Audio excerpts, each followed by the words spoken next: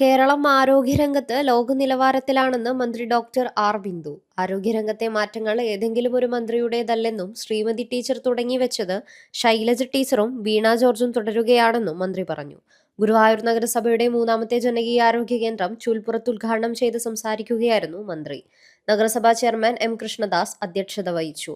Vice chairperson Aneeshma Shanoj, standing committee അധ്യക്ഷരായ M Shafeer, Shailaja Sudhan, S Manoj, Bindu Ajith Kumar, Sainathan, ward councillor Sindhu Unni, നഗരസഭാ ആസൂത്രണ സമിതി ഉപാധ്യക്ഷൻ ടി ശിവദാസൻ, ജില്ലാ programme manager doctor P Sajeev Kumar, municipal engineer Leela, Sreejith എന്നിവർ സംസാരിച്ചു.